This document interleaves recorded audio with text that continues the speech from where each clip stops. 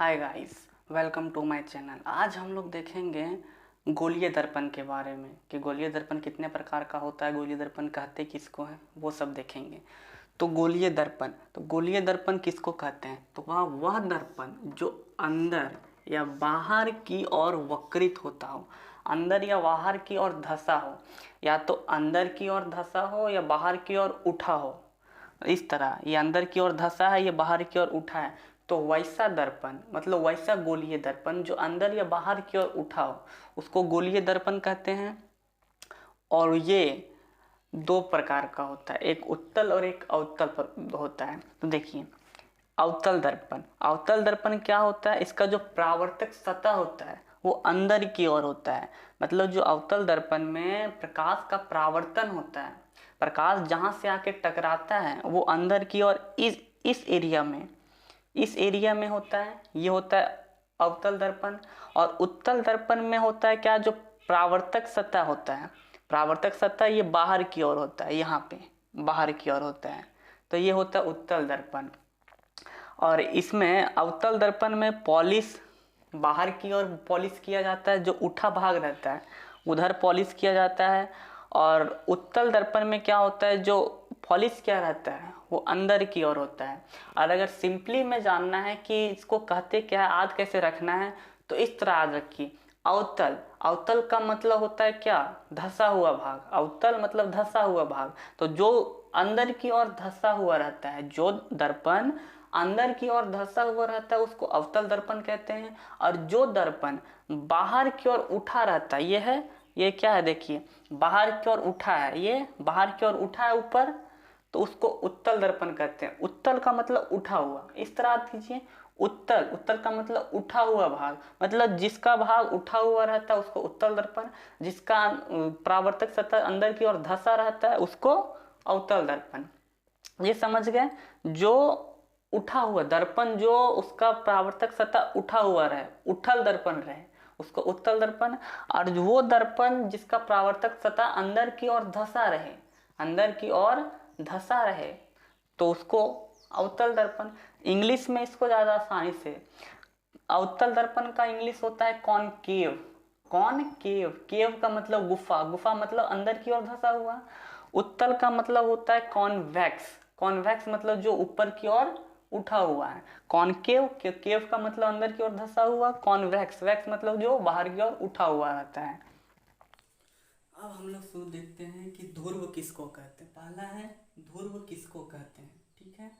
तो ध्रुव है वो जो गोलीय दर्पण का जो ये परावर्तक पृष्ठ है, ये परावर्तक पृष्ठ है, इस परावर्तक पृष्ठ का जो केंद्र होगा, इस परावर्तक पृष्ठ का जो केंद्र होगा उसको ध्रुव बोला जाता है, ठीक है।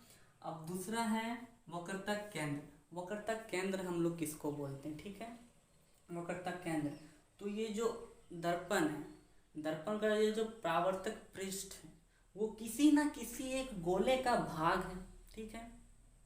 तो उस गोले का भाग है तो उस गोले का केंद्र होगा, तो उस गोले का जो केंद्र होता है वही दर्पण का वक्रता केंद्र कहलाता है, ठीक है। और तीसरा है वक्रता त्रिज्या। वक्रता त्रिज्या किसको कहते हैं? अब ये दर्पण है, दर्पण का जो परावर्तक पृष्ठ है वो परावर्तक पृष्ठ किसी न किसी एक गोले का भाग है, ठीक है। तो उस गोले का जो त्रिज्या होगा, ये त्रिज्या है, ये त्रिज्या, तो इस गोले का त्रिज्या को ही दर्पण का वक्रता त्रिज्या कहा जाता है। और तीसरा है, चौथा है मुख्य अक्ष। मुख्य अक्ष किसको कहते हैं? मुख्य अक्ष जो ध्रुव P है, मतलब ये दर्पण का परावर्तक पृष्ठ का दर्पण का जो ध्रुव P है और त्रिज्या R से होकर गुजरने वाला लाइन P, और ये R से होकर गुजरने वाला लाइन, इस लाइन को मुख्य अक्ष बोला जाता है। P ध्रुव और R से होकर गुजरने वाला काल्पनिक लाइन, मतलब वो रियल नहीं, हम लोग एज्यूम किए हैं, माने हैं, नकली है, तो उसको सिर्फ माने हैं, उस लाइन को बोला जाता है। पांचवा है मुख्य फोकस। पांचवा क्या है? मुख्य फोकस। तो इसको क्या कहते हैं? मुख्य अक्ष पर स्थित वह बिंदु, मुख्य अक्ष पर स्थित वह बिंदु जिस पर मुख्य अक्ष के समानांतर आपतित किरणें परावर्तन के पश्चात मिलती या मिलती हुई प्रतीत होती। देखिए, ये है, ठीक है।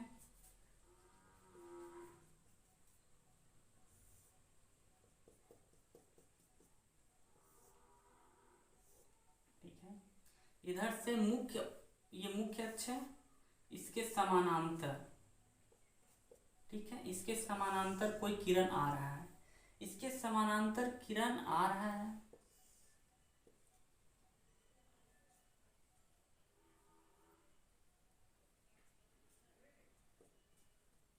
ठीक है। तो ये बोल रहा है एफ से होके गुजरेगा या तो गुजरता हुआ प्रतीत होगा, जिस बिंदु से, जिस बिंदु से गुजरेगा, ठीक है। यहाँ से, ये यहाँ से परावर्तित होने के बाद इस बिंदु से होके गुजरा, ये इधर परावर्तित हो जाएगा और ये इसको इधर मिला देंगे, ये तो इधर चला जाएगा परावर्तित होने के बाद, लेकिन इसको जबरदस्ती क्या करेंगे, इस और ले आएंगे। तो देखिए इस बिंदु पर मिल रहा है और इस बिंदु पर मिलता हुआ प्रतीत हो रहा है, तो उस बिंदु को हम लोग मुख्य फोकस कहते हैं, इस बिंदु को हम लोग मुख्य फोकस कहते हैं। अवतल दर्पण में क्या होगा, मिलेगा, उत्तल दर्पण में मिलता हुआ प्रतीत होगा, इसलिए यहाँ पर लिखा हुआ है परावर्तन के पश्चात मिलती है या मिलती हुई प्रतीत होती है। तो यहाँ पर मिलेगा, यहाँ पर मिलता हुआ प्रतीत होगा, मिलेगा नहीं, वो तो किरण कहीं और चला जाएगा, तो यहाँ मिलता हुआ प्रतीत होगा, तो उसको बोला जाता है मुख्य फोकस।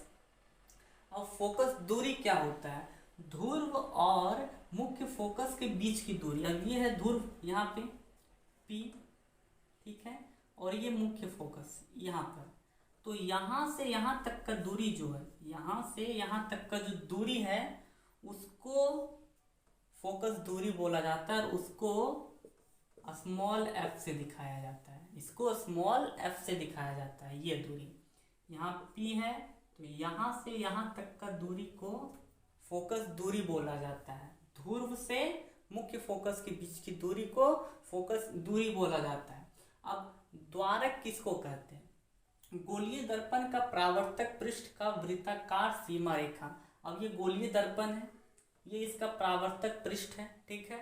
अब ये परावर्तक पृष्ठ का जो वृत्ताकार सीमा रेखा है, ये वृत्ताकार है सीमा रेखा, जहाँ जितना जितना वो जितना दूरी में वो प्रकाश क्या होगा, परावर्तित होगा। मान लो इतना दूरी में हो रहा है, मान लो इसको इतना ढक दिए, इसको इतना ढक दिए, तो इतना ही दूरी में होगा, इतना ही दूरी में, इतना ही दूरी में, तो ये जहां तक में वो प्रकाश परावर्तित होगा उस वृत्ताकार सीमा रेखा को द्वारक बोला जाता है। इस M और N को, यहाँ से यहाँ तक की दूरी को द्वारक बोला जाता है। ये है परावर्तक पृष्ठ और ये वृत्ताकार सीमा रेखा जहां तक जाएगा, ये कुछ, ये इतना ही छोटा है, या तो मान लो ये कुछ इतना बड़ा हो गया या कोई इतना बड़ा हो गया, तो वो जितना बड़ा होगा, जितना दूरी में वो प्रकाश परावर्तित होगा, जितना दूरी में प्रकाश परावर्तित होगा, जहां से जहां तक के बीच में प्रकाश सारा परावर्तित होगा,